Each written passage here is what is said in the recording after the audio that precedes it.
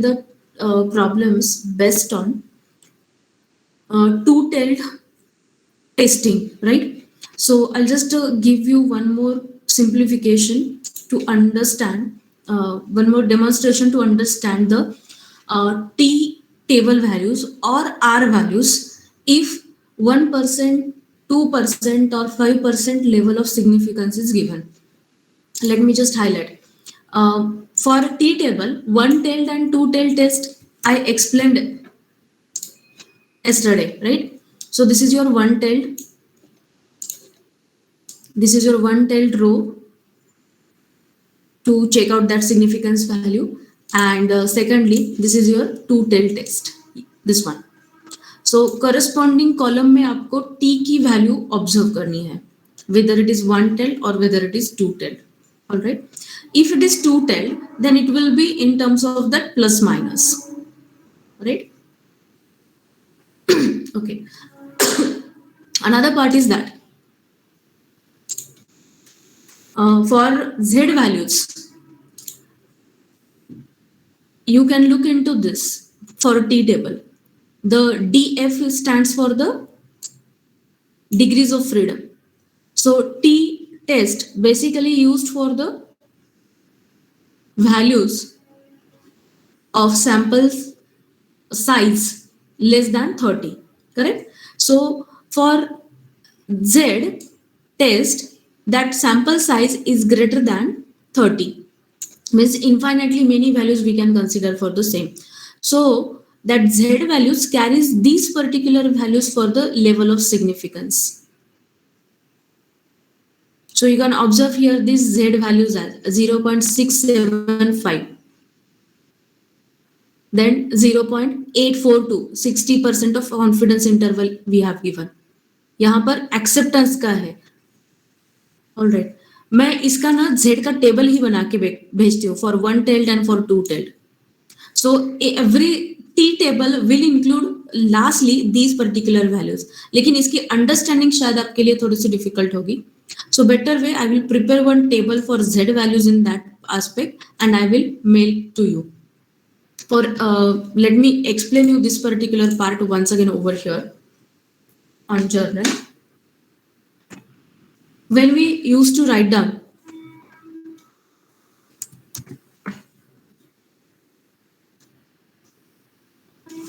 our graph, normal graph in this way, and when we are having Z test with 5% of level of significance, in that case, these two tails we have to exclude, and this is our acceptance region. अगर हमारी Z value यहाँ पर या यहाँ पर लाई करती है, then it is hypothesis, null hypothesis is rejected, and this value we have to calculate. So ये value हमारे पास है 1.96, and this is minus 1.96 for 5% of significance. But if for Z test we are having the one-tailed, right-tailed or left-tailed hypothesis, and over here I am having Z with the 5% of level of significance. In that case, that value is determined as 1.645. So this particular table for Z values, critical Z values for two-tailed and for one-tailed, I'm going to give you. So you can refer that particular table while solving the problems. And from my side, few solved problems on T test, few solved problems on Z test, including one-tailed hypothesis also I'm going to give you. Actually my laptop is giving certain problems, so जो typed PPTs थी मेरी with problems that are corrupted. So मैं एक काम करती हूँ, आज या फिर कल तक सारे जो प्रॉब्लम्स है ना ये पेपर पर सॉल्व करके उसकी PDF कॉपी में आपको भेजती हूँ. That will help you to understand the concept and to drill it for the next day exam. जो जितने भी प्रॉब्लम्स हम यहाँ पर ले रहे हैं ना, उसी टाइप के problems with different figures obviously. अगर मैंने 400 सैंपल साइज के प्रॉब्लम लिया है, तो further way I will be taking the problem in terms of the 600 or 700 sample size. Instead of certain market survey, I will take any school survey. So that sort of changes will be there in the problem statement. but problem will not be similar, problem will be different. So remember that part while dealing with this. And now I'll come to the most important test under this hypothesis, called as the chi-square test for chi-square distribution. Now first of all, let us understand what is this chi-square test, what is the goodness of fit, and then we'll come to the problem statement. इसका भी एक statistic है जिसको denote करते हैं हम chi-square से. इसकी वैल्यू हम फाइंड आउट करते हैं and will confirm with this value और its relation between the chi-square table value. So इसके इन दोनों के बीच में जो रिलेशन होता है वो रिलेशन हमें हमारा एक्सेप्टेंस या रिजेक्शन का रेट देता है. So let us understand that. chi-square goodness of fit test. Chi-square goodness of fit test is the non-parametric test, and that is used to find how observed values of the given phenomena are significantly different from the expected value. Obviously, फिर से यहाँ पर significant difference है या नहीं उस पर हम हमारे हाइपोथेसिस टेस्ट करेंगे. अब यहाँ पर ऑब्जर्व्ड वैल्यू जो है मैं ओबीएस लिखती हूँ यहाँ पर, एंड एक्सपेक्टेड वैल्यूज ईएक्सपी, ये दोनों सिमिलर है या ये दोनों नॉन सिमिलर है, इस पर बेस्ट हमारा chi-square टेस्ट डिपेंड है. फर्दर हमने क्या किया था, टी में हम मीन को कंपेयर कर रहे थे, एक्स बार एंड म्यू इनको कंपेयर कर रहे थे, या फिर x1 एंड x2 बार हमारे पास है, इन दोनों को कंपेयर कर रहे थे हम, ये सिमिलर है या नहीं. वैसे यहाँ पर हम ऑब्जर्व्ड एंड एक्सपेक्टेड वैल्यूज को चेक करेंगे whether they are significantly different और not, and this discussion includes in chi-square goodness of fit test. Now goodness of fit test means what? In terms of goodness, to fit is used to compare the observed sample distribution with the expected probability distribution. Expected probability distribution. Goodness of fit test determines how well theoretical values or theoretical distribution such as normal distribution, binomial distribution or Poisson distribution fits the empirical distribution. हम जो use कर रहे हैं binomial, normal या Poisson distribution, वो दिए गए data के लिए फिट है या नहीं, और instead of binomial I must use Poisson, और instead of Poisson I must normal. That conclusion we can make with the help of that chi-square goodness of fit test. Now what happens in this test? In this test sample data is divided into intervals. ये data intervals में divided होता है. Then the number of points that falls into the interval are compared with expected number of point in each interval. For example, suppose मेरे पास box है 3 and मेरे पास यहाँ पर 9 marbles है, करेक्ट? तो ये मार्बल्स मुझे 3 बॉक्सेस में डालनी है. What must be the expected number to drop marbles in these 3 parts so that I can maintain the equality 3 3 3. So these are my expected observations, but actually I could observe that all of these values are like this. This is 1, this is 3 and this is 4. So expected observations, expected values and this observed values are having significant difference. If in that case this particular test tells us whether the hypothesis, null hypothesis is accepted or not, and how we define that null hypothesis, that matters a lot. So how to follow the procedure? First of all, H0 we have to define with the statement that there is no significant difference between the observed and expected value, correct? So E अगर expected value है and O अगर observed value है तो E equal to O, इस type का हमारा statement हो जाएगा. Then what will be alternative hypothesis? Expected values are not equal to observed values. That will be my alternative hypothesis, and this is the statistic for chi-square goodness of fit test, denoted in this way: chi-square beta comma alpha. Now what that beta is, this is the degree of freedom given by n minus p minus 1. N is the number of observation, P is the number of parameters used in that, and this is constant 1. And alpha is the percentage of level of significance. ये कहीं पर change नहीं हो रहा है, ये either 1% या 5% पूछा जाता है. एंड अल्टरनेटिव टेस्ट हाइपोथेसिस पर बेस्ड इसका 2 टेल या 1 टेल में सेपरेशन होता है. ठीक है. So beta is the degree of freedom, and ये पैरामीटर डिपेंड करते हैं कि आप कितने पैरामीटर यहाँ पर फाइंड आउट कर रहे हो, एंड ये डिपेंड होता है कौन सा डिस्ट्रीब्यूशन आपने यूज किया है.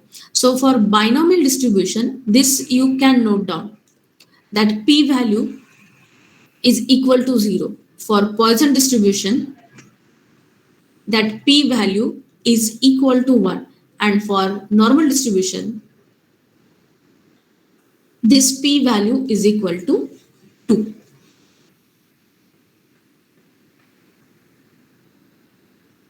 Correct? So for binomial distribution, ये जो पैरामीटर डिग्रीज ऑफ फ्रीडम है इनकी वैल्यू ऐसे आती है. This is n-1. For Poisson distribution, it is n-2, and for normal distribution, it is n-3 beta की value. So this is nothing but your degree of freedom. ऐसा क्यों? Binomial distribution में जो आपका फंक्शन है जिससे हम प्रोबेबिलिटी फाइंड आउट करते हैं वो है beta function of n, p, q. यहाँ पर ये सारी चीजें गिवन है, and I use the function ncr p raised to power r q raised to power n-r, and I find out the probability. To find out the Poisson apply the Poisson distribution, what I needed is n, z, and p. What is that z is? It is the parameter to be evaluated with the help of this expression n times p. अगर ये parameter नहीं होगा तो हमारा Poisson distribution ही calculate नहीं होगा. This parameter first we have to calculate and then we can proceed. So it's not based on the given things, ये calculate करके फिर हमें ये करना पड़ता है. सो इसलिए z यहाँ पर पॉइजन में फाइंड आउट करना पड़ता है. इस पैरामीटर को हम कंसिडर करते हैं 1. सो p की वैल्यू हमें यहाँ पर 1 मिलती है, which is for parameter in this chi square distribution. And normal पे क्या होता है, हम म्यू भी फाइंड आउट करते हैं, सिग्मा भी फाइंड आउट करते हैं for normal distribution. So we are finding out 2 parameters. So इसलिए नॉर्मल में पैरामीटर हम 2 ले रहे हैं and we are calculating the degree of freedom as n-3. तो ये हमारा क्रूशियल पार्ट है. सो ये बिल्कुल भी मत भूलना. And preferably all the problems in chi square distribution either will be of type using binomial distribution और using Poisson distribution or using the normal distribution. Alpha is the level of significance, and now we'll come to the problem directly. Now my steps are fixed.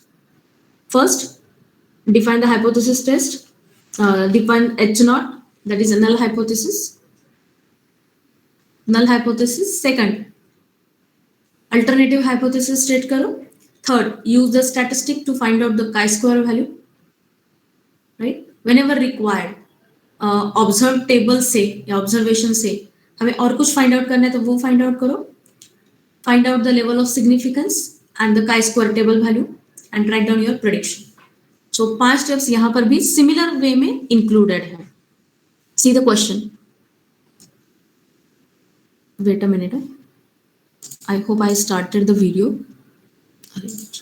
So sorry.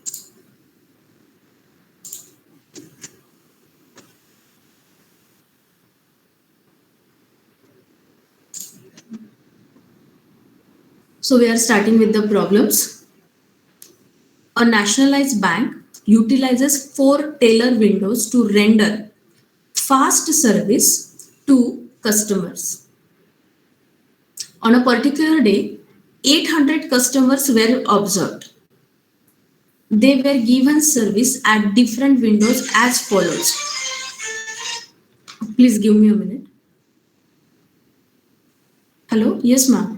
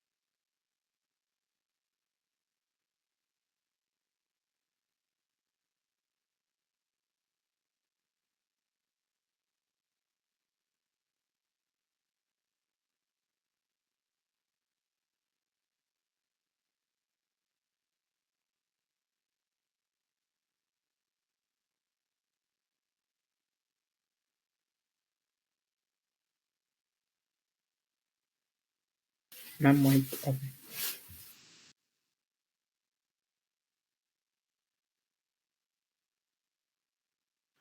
Ma'am, you are not audible. Okay, I'm sorry.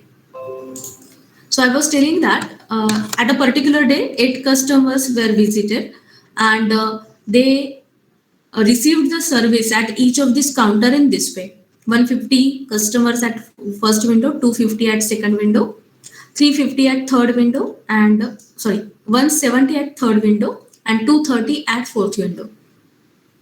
And it was asked to test that customers are uniformly distributed over windows or not. Obviously, these are the expected frequency. If we are having 4 windows, 800 customers were visited, then obviously at every window 200 customers should be rendered the services. But ऐसा हुआ नहीं है. सो ये हमें state करना है with the proper procedure which is of this hypothesis testing. So we are doing hypothesis testing for the chi-square distribution through chi-square test. And for the same, this distribution we can consider as binomial. How many windows are there? 4 windows. So limited number of trials we are having to distribute the customers at each of the window. So we can consider this as the binomial distribution. And over here, how many windows we are having? How many observations we are having? 4. So according to that, you can set your degrees of freedom here. So first of all, we'll start with the H naught, our null hypothesis. Customers on all windows are equal. H1, they are not equal at all windows.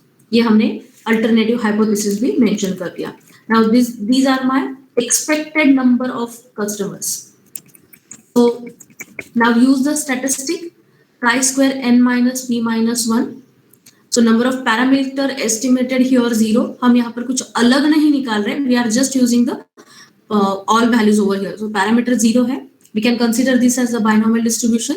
So n की value है हमारे पास 4 and hence n minus p minus 1 comes out to be 3. ये है हमारी degrees of freedom. Now with that degrees of freedom, calculate chi-square. The formula is summation observed frequencies minus expected frequencies total का square divided by EI. सो हर एक observation के लिए ये count करना है एंड उन सब की समेशन करनी है. Very simple. सो यहाँ पर देखो, मैंने यहाँ पर 200 लिखा है. This is -50 observe minus expected -50 का स्क्वायर डिवाइडेड बाय 200. देन यहाँ पर 250 माइनस 200 50 का स्क्वायर डिवाइडेड बाय 200. देन -30 का स्क्वायर डिवाइडेड बाय 200 and 30 का square divided by 200. So calculate all of these ratios and hence your chi-square value. So n minus p minus 1, I'll just write down here. And chi3 square you are received as 34. And chi3 square, which is equal to 34, now we have to observe with the table value. So chi-square table भी हमारे पास available है जो हम इस वे में check कर सकते हैं. Just a minute, let me open that.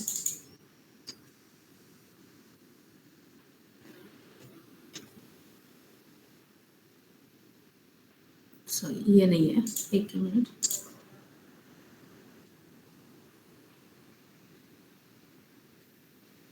Pearson table आ गया है. एक minute, you can download that.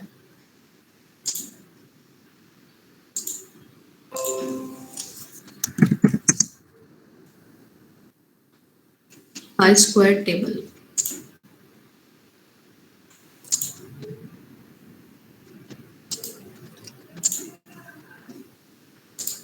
Yes, see this table. तो यहाँ पर हमारी डिग्रीज ऑफ फ्रीडम क्या है? 3 एंड उसके करस्पॉन्डिंग हमारी वैल्यूज जो है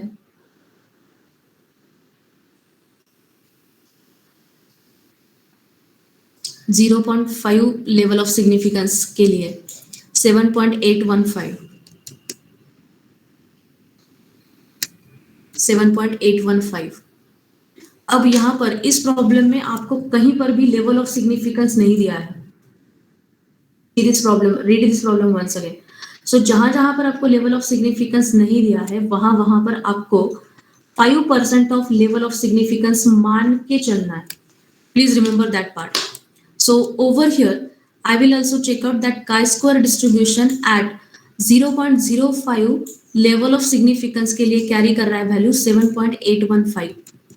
And over here, this value is not matching with the calculated value. So chi3 square we are received as 34, which is far greater than the chi3 square at 5% of significance, which is 7.815 from the table. This is your table value. So obviously, calculated values are greater than the table values. Hence, we reject H0. We reject H0 at 5% of level of significance. So what is the conclusion? Customers in the bank are not uniformly distributed over the windows. So that conclusion we can make. वैसे ये chi-square test बहुत ही easy है. आपको सिर्फ carefully ये value find out करनी है n minus p minus 1 and chi-square की वैल्यू फाइंड आउट करनी है. Let us see few more problems. First problem में होप किसी को डाउट नहीं होगा. मेनी ऑफ द टाइम्स ना जो आपकी एक्सपेक्टेड फ्रीक्वेंसीज है एंड ऑब्जर्व फ्रीक्वेंसीज है दोनों भी प्रॉब्लम स्टेटमेंट में दी गई होगी. So it's very easy to find it out. A table below gives the number of books to be issued from a certain library on various days of a week. तो हमारे पास 1 2 3 4 5 6 and Sunday नहीं है तो 6 दिन है हमारे पास जहां पर हम बुक्स इशू कर रहे हैं. सो n की वैल्यू हमारे पास है 6. Number of books issued 120 130 100 115 135 110 and OI minus EI square आपको दिया है. करेक्ट. तो आप यहां से ऑब्जर्व कर सकते हो कि आपकी एक्सपेक्टेड वैल्यू क्या होनी चाहिए. OI माइनस EI इज 0 का स्क्वायर तो ये वैल्यू 0 आ रही है. मींस एक्सपेक्टेड वैल्यू मैं कंसीडर कर सकती हूँ कि 120 होगी. यहाँ पर वो आ रही है 100. मींस यहाँ पर इसका स्क्वायर रूट लिया तो मुझे OI minus EI and hence EI observe values मिल जाएगी. यहाँ पर भी आ रही है 120. Everywhere we are having 120. So 6 दिन है तो 6 दिन में इक्वल बुक्स इशू होने चाहिए ऐसा हम मान के चल रहे हैं. But the books issued are this one. So with 5% of error whether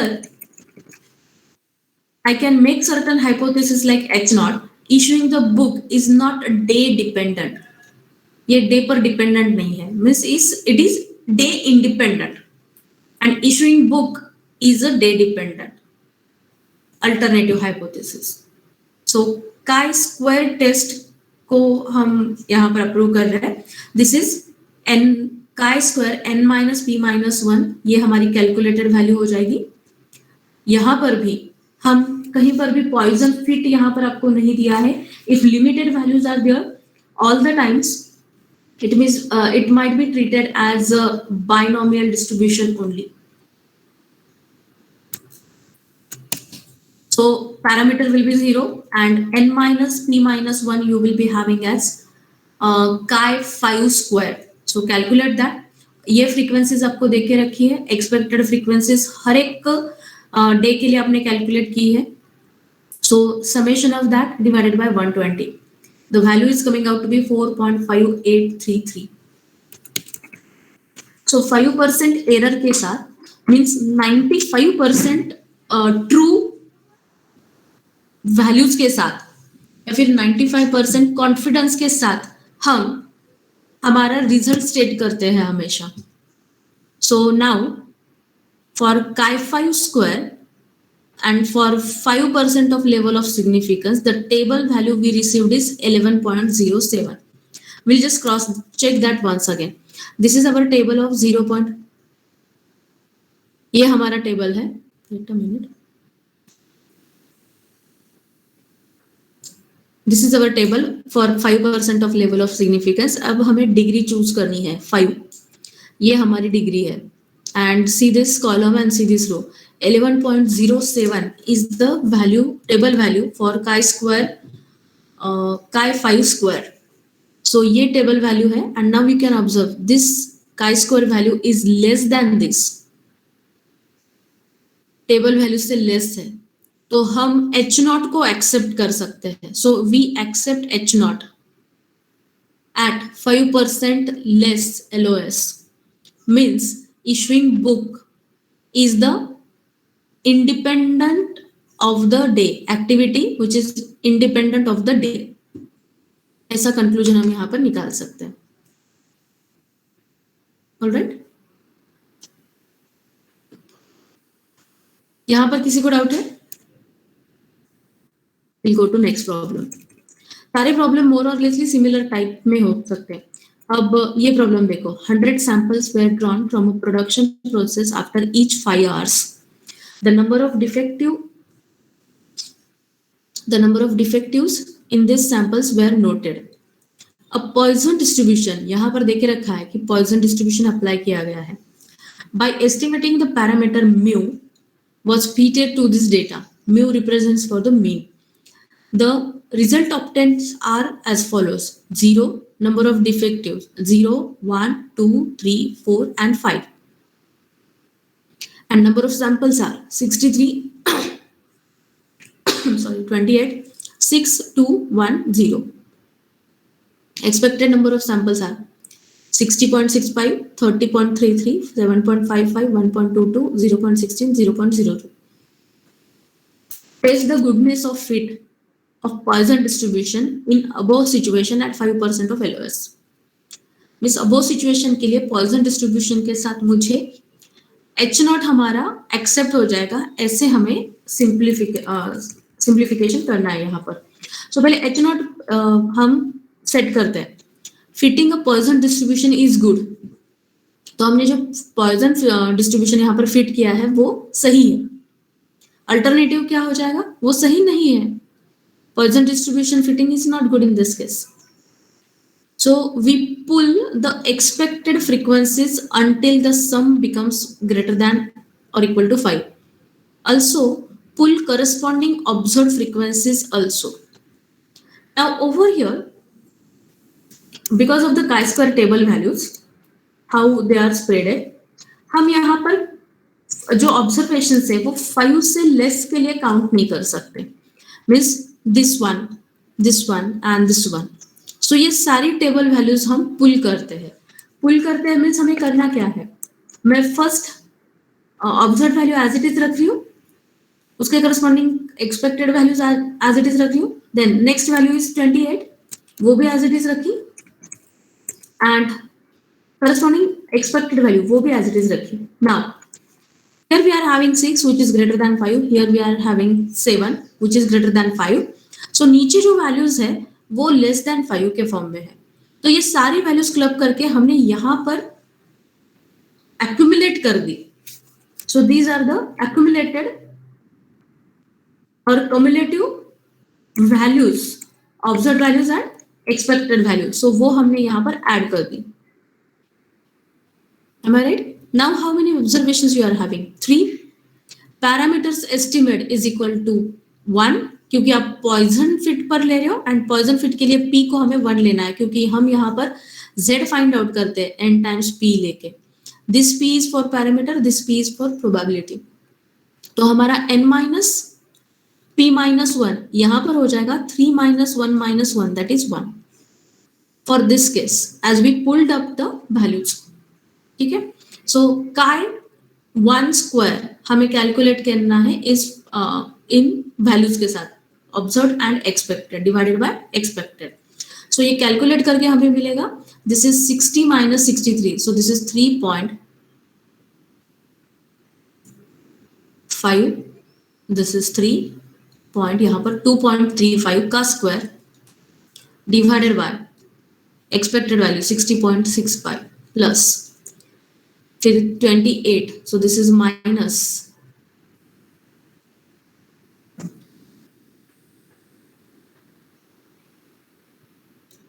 minus 2.67 का स्क्वायर डिवाइडेड बाय 30.33 प्लस यहाँ पर ये हो जाएगा minus 0.02 divided by 9.02. I'm sorry, यहाँ पर 33 आ जाएगा ना. इसका स्क्वायर। तो ये पूरा कैलकुलेट करके हमें वैल्यू मिलती है 0.27009. This is your chi1 square.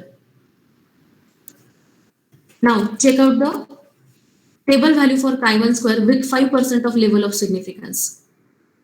5% of level of significance means ये कॉलम फिर से, एंड डिग्री ऑफ फ्रीडम आपके पास आई है 1. सो this is 3.841. 3.841, and this value is pretty big than chi-square calculated value. So ये हमारे सिग्निफिकेंस के रीजन के अंदर नहीं है. It is, I am sorry, significance के अंदर है, ग्रेटर देन नहीं है ना, लेस देन मिली है हमें, I am sorry, less than मिली है. So we accept the H naught. That means Poisson distribution is good fit for the given data.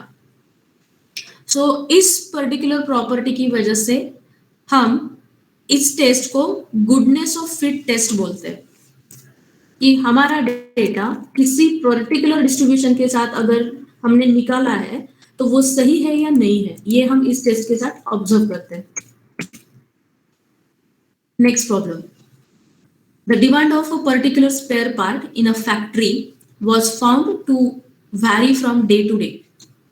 In a sample study, following information was obtained. Number of parts demanded: Monday 1124, Tuesday 1125, Wednesday 1110, Thursday 1120, Friday 1126, Saturday 1115. Test the hypothesis that number of parts demanded does not depend on the day of the week. Similar type में हमें करना है जैसे हमने ऊपर library के books issue का किया था. अब यहाँ पर आपको एक्सपेक्टेड वैल्यूज कैसे निकालनी है. एक्सपेक्टेड वैल्यूज कैसे निकालोगे आप? These are the parts demanded, इनकी सम करनी है पूरी, and divided by how many number of days are there, 6. तो यहाँ पर आपको एवरेज मिल जाएगा. तो हर दिन उस एवरेज से नंबर ऑफ पार्ट्स डिमांड होने चाहिए थे, जो नहीं हो रहा है. And hence we have to check out whether this fits properly by chi-square distribution or not, chi-square test or not. A die when tossed 300 times gives the following result. With 5% of level of significance, test the hypothesis that die is true. Die is true बोलने के बजाय बहुत जगह पर die is unbiased ऐसा बोलते हैं, या coin is unbiased. Instead of die बहुत बार coin भी यूज किया जाता है, तो ये unbiased है, ऐसा हमें मिलना चाहिए. यहाँ पर भी आप एक्सपेक्टेड फ्रीक्वेंसी जो आपकी निकालोगे ना, एक्सपेक्टेड वैल्यूज, वो क्या आ जाएगी? इन सब की सम डिवाइडेड बाय 6, ये एक्सपेक्टेड वैल्यू है. एंड आपको यहाँ पर 5% ऑफ लेवल ऑफ सिग्निफिकेंस के साथ ये करना है. ठीक है. सो this is about the chi-square distribution. Got this part everyone? यहाँ पर किसी को डाउट है chi-square में? Anyone please ask.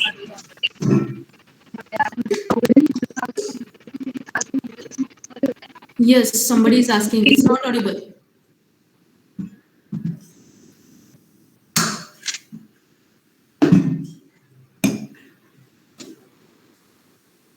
Shall I proceed further?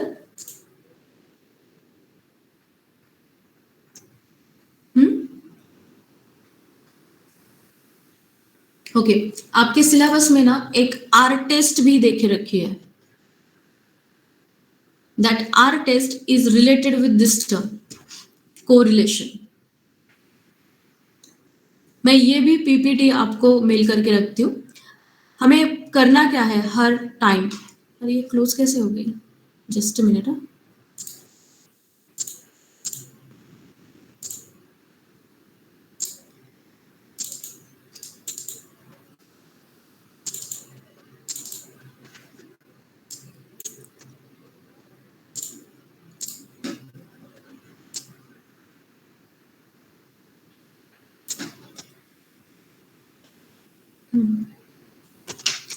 हमें जब हाइपोथेसिस टेस्टिंग अप्लाई करनी है तो हर बार क्या करना है, उस कंसेप्ट से रिगार्डिंग कोई वेरिएबल की वैल्यू निकालनी है, जैसे कि टी टेस्ट के लिए टी निकाल रहे थे, जेड टेस्ट के लिए जेड निकाल रहे हैं, का स्क्वायर के लिए ये टर्म निकाल रहे हैं, वैसे कोरिलेशन के लिए हमें निकालना पड़ता है are.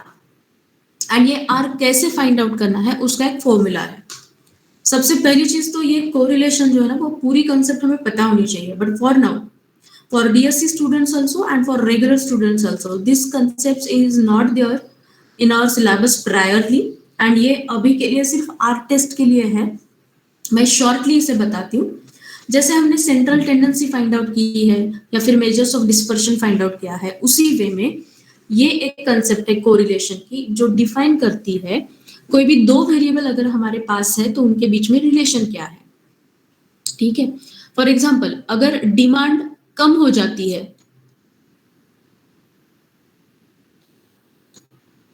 if demand reduces, what effects we will be having on price? Increases or decreases? Any answer?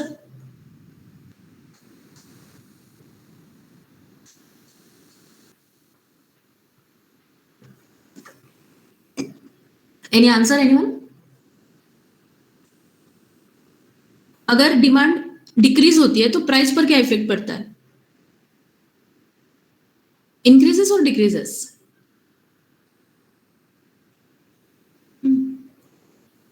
Decrease होती है। इंक्रीजेस। सपोज अगर मैंने डिमांड को x मान लिया एंड प्राइस को y मान लिया, तो इन दोनों वेरिएबल्स को हम कैसे बोलेंगे? These are inversely proportional. Ma'am demand कम होने पे प्राइस कम होनी चाहिए ना मैम, सप्लाई कम होने पे प्राइस बढ़ेगी। I'm sorry, yes, प्राइस कम होनी चाहिए, यस। यस मैम, डिमांड और प्राइस का रिलेशन होता है और सप्लाई और प्राइस लीनियर होता है एंड प्रोपोर्शन में होता है। अगर डिमांड इंक्रीज हो रही है तो प्राइस भी इंक्रीज होगी, दैट वे। सो हम इन दो वेरिएबल्स को कैसे बोलते हैं? Proportional to each other, correct. मुझे कोई ऐसा एग्जांपल बताओ कि जहां पर हमारा एक वेरिएबल, दो वेरिएबल हमने लिए तो एक वेरिएबल अगर बढ़ता है तो दूसरा कम होता है। मैम सप्लाई और price. Yes, supplier and price. Supply अगर ज्यादा होता है तो प्राइस हमारी कम हो जाएगी। तो यहाँ पर जो वेरिएबल्स है वो अब इनवर्सली प्रोपोर्शनल है। तो ये हमें प्रैक्टिकल एग्जांपल के थ्रू पता है, बट बहुत बार हमारे पास जब हम स्टैटिस्टिकल एनालिसिस के साथ डील करते हैं ना, हमारे पास ऐसा कोई भी फॉर्मूला नहीं होता है जिसके साथ हम ये जज कर पाए। We have been just given the order data xi, yi, जैसा जहां पर xi आपकी एंट्री है एंड ये करस्पॉन्डिंग उसकी वैल्यू है। तो सिर्फ इस डेटा के साथ अगर मुझे चेक करना है कि जो कुछ भी वेरिएबल x है या जो कोई भी वेरिएबल y है, इन दोनों के बीच में कुछ रिलेशन है या नहीं है। अगर हमारे पास y as a function of x दिया जाता है, then I can certainly say whether these two variables are inversely proportional और plainly proportional.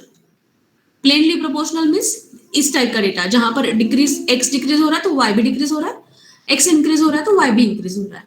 And inversely proportional means अगर x इंक्रीज हो रहा है तो y डिक्रीज हो रहा है, या फिर y अगर डिक्रीज हो रहा है तो x इंक्रीज हो रहा है।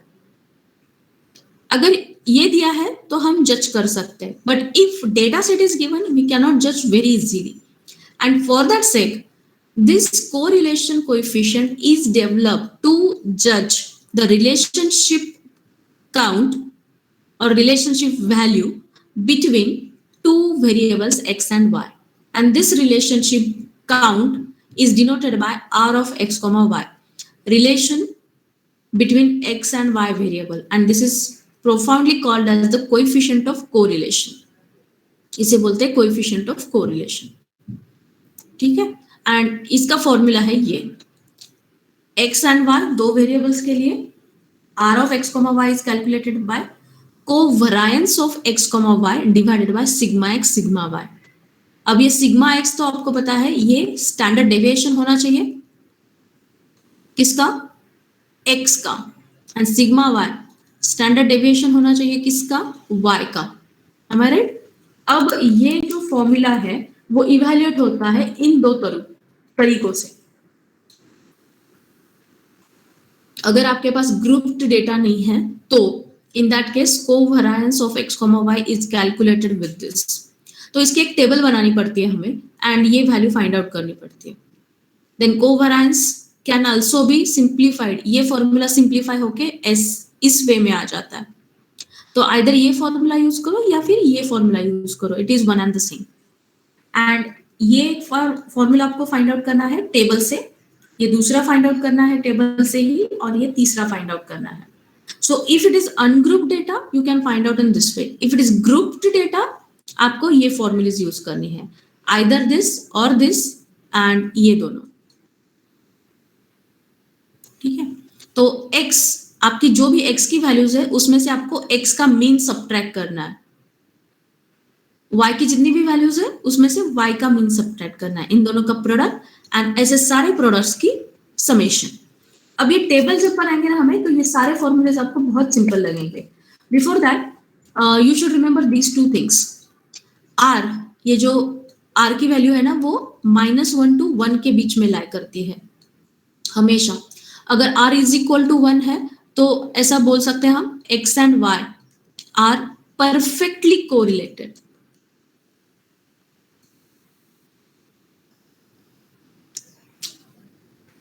Correlated.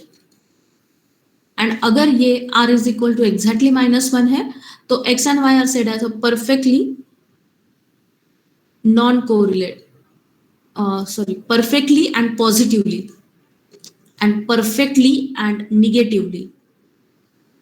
negatively correlated, means reverse relationship है ऐसा हम बोल सकते हैं। ठीक है, r is close to 0 it means that no relationship between the variables।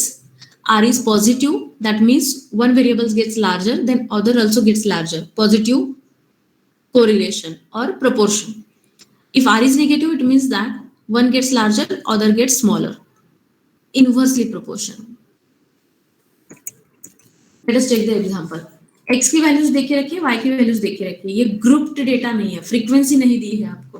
ठीक है, तो यहाँ पर पहला सेट ऑफ फॉर्मूला आपको यूज करना है, किसके लिए? r के लिए। ये हमारा है स्टैटिस्टिक, ये हमारा स्टैटिस्टिक है। So let us find it out. कैसे करना है? ये तीनों भी फॉर्मूलेज आपको करने हैं। x दिया है, y दिया है, this is given. x into y find out कर सकते हैं हम, बिग डील नहीं है। x दिया है मीन्स नीचे उसका सम भी काउंट कर सकते हैं एंड हेंस x बार भी काउंट कर सकते हैं by using this formula. This is nothing but average. x का एवरेज निकाला है, x बार मीन्स ये आया है 20। वैसे y का एवरेज निकालो, ये आया है 21। x इंटू वाई प्रोडक्ट ले लो, कहां पर चाहिए ये प्रोडक्ट हमें? यहां पर। ठीक है, देन x स्क्वायर ले लो, ये कहां पर चाहिए? यहां पर चाहिए। एंड y का स्क्वायर ले लो, ये कहां पर चाहिए? इस फॉर्मूला में चाहिए। ये तीनों भी टेबल अगर कॉलम्स आप अच्छे से फाइंड आउट करते हो तो sigma y square hence sigma y, sigma x square means sigma x आपको मिलेगा एंड यहाँ से कोवेरिएंस ऑफ x, y मिलेगा। ये तीनों भी टर्म्स यहाँ पर पुटअप किए दो, हमें हमारा स्टैटिस्टिक मिलेगा। ठीक है, सो कैलकुलेट दैट। यहाँ पर हमने सम कैलकुलेट की है इसकी, तीनों भी कॉलम्स की। एंड अब यहाँ पर हम फाइंड आउट करते हैं हमारा कोवेरिएंस 1/n। n की वैल्यू क्या है? 1 2 3 4 5 6 है। ये प्रोडक्ट हमने यहाँ पर फाइंड आउट किया है, this is 2772। Put up here minus x बार आपने फाइंड आउट किया है 20, y बार आपने फाइंड आउट किया है 21। Put up all that values and covariance आपको यहाँ पर मिलता है 42। सिमिलरली सिग्मा x का स्क्वायर, ये फॉर्मूला है, ये वैल्यू आपको टेबल से मिल रही है यहाँ से। ये है 2680, x बार आपने कैलकुलेट किया है 220, इसका स्क्वायर 400। सो 1/6 इंटू 2680 माइनस 400, 46.6667 सिग्मा x की वैल्यू। सिग्मा y स्क्वायर की वैल्यू इन सिमिलर पैटर्न, ये वैल्यू हमें टेबल से मिल जाएगी। y का square sum of that, this is 3276। put up that over here। n की वैल्यू हमने आइडेंटिफाई की है 6, so 1/6 into 3279 minus y का स्क्वायर मीन्स 21 का square 441। Simplify this, So sigma y का स्क्वायर आपको मिलता है 105 and hence sigma y is this one 10.2470 and sigma x is 6.8313. अब ये सारी वैल्यूज हमें कहां पर पुट अप करनी है? R में. जब आप ये वैल्यूज R में पुट अप करोगे तो हमें मिलता है covariance of x, y upon sigma x sigma y as 42 divided by 6.8313 and 10.2470. This comes out to be 0.6. ये हमें वैल्यू मिली है R की. This is called as the statistic for Pearson test. And the entire चीज मैं आपको जो explain कर रही हूँ ना वो है hypothesis test using Pearson's R ratio और hypothesis test using Pearson's R test, कुछ भी बोल सकते हैं. अब यहाँ से आगे दो स्टेप हमें पुट अप करनी है. Whether this R Pearson R is correct up to 5% of level of significance or not. अगर ऐसा हमें स्टेटमेंट आ जाता है तो उसके लिए हमें चाहिए R की वैल्यूज. R की वैल्यूज फिर से मिलेंगी हमें टेबल से. सो स्टैटिस्टिकल टेबल्स के लिए आप ये सारी टेबल्स डाउनलोड करके देखो. यहाँ पर मेरे पास है पियर्सन टेबल. सो ये मैं ओपन करती हूँ. This is my Pearson R table values. So यहाँ पर आप एग्जांपल देख सकते हो एंड उस करस्पॉन्डिंग आप वैल्यूज फाइंड आउट कर सकते हो डिग्रीज ऑफ फ्रीडम के लिए. यहाँ पर जो डिग्रीज ऑफ फ्रीडम हमें लेनी है वो है number of pairs off score -2 means n-2 है यहाँ पर. सो हमारी नंबर ऑफ पेयर्स कितनी थी यहाँ पर? 6 इस प्रॉब्लम में. 1 2 3 4 5 6. सो n-2 is degree of freedom for Pearson R test. So this is 6 minus 2, that is 4. So 4 degrees of freedom के लिए मुझे टेबल से R value find out करनी है. So this is 4 degrees of freedom and 5% of level of significance. So 0.811. 0.811 ये value आई है हमारी table value. So let us put up that value here. R with n-2 degrees of freedom and 5% of level of significance is R4, 0.05 level of significance. ये मिली है 0.811 था क्या ये? 811 correct. Therefore, R calculated is strictly less than 0.811. Therefore, H0 जो होगा हमारा कि Pearson are test के साथ ये पर्टिकुलर जो रेशियो हमने निकाला है that is positively correlating two variables x and y. So आपका H0 क्या होगा यहाँ पर? Though it we initially not stated. H0 क्या होगा? x and y are correlated and H1 क्या होगा? These two are not correlated. ये आपकी टेस्ट होगी. सो ये अगर लेस आ गई है तो H0 इज एक्सेप्टेड कि ये कोरिलेटेड है and H1 is rejected in that case. Correct. तो अब अगर आप ये सब डिस्कशन देख रहे हो ना तो आपको समझ में आ रहा होगा कि जब हम H0 को एक्सेप्ट करते हैं या H0 को रिजेक्ट करते हैं, इन दैट केस हम टाइप 1 एंड टाइप 2 की एरर को मिनिमाइज करने की कोशिश करते हैं, लेकिन वो एरर्स पूरी तरीके से जाती नहीं है.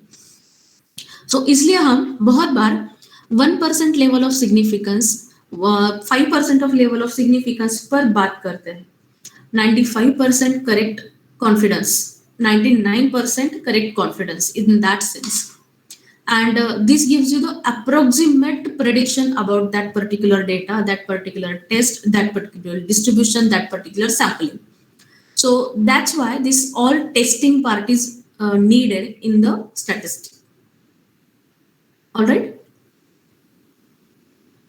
Okay, यहाँ पर किसी को प्रॉब्लम है? I understand that this particular calculation and formulas are little extensive to remember, लेकिन ये हमें करना पड़ेगा क्योंकि इस पूरे टेस्ट में कुछ नहीं है.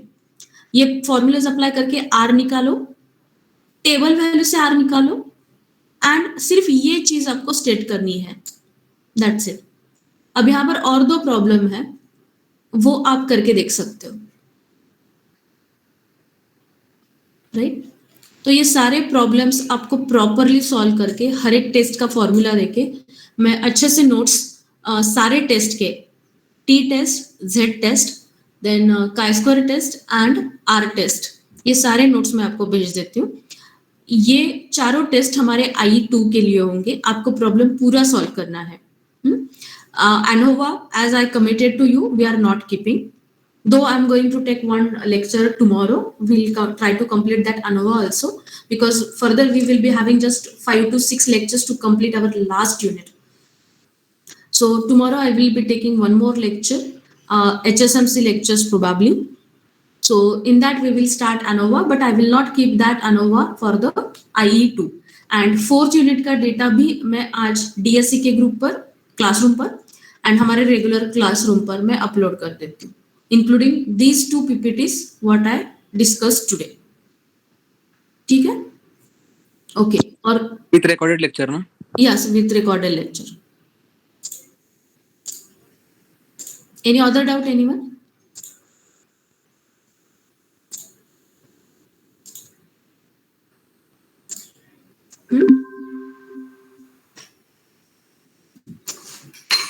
Ma'am, are DSC students going to give IE2 for maths? हाँ. Now it's up to you. IE2 आपको immediately अभी देनी है या क्या करना है? हमें 10th जनवरी तक आपकी IE1, IE2 दोनों कंप्लीट करनी है. You say.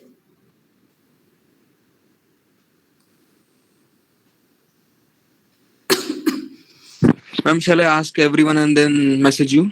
Yes. Okay, ma'am. ठीक है. Okay, let me take your attendance and we'll stop.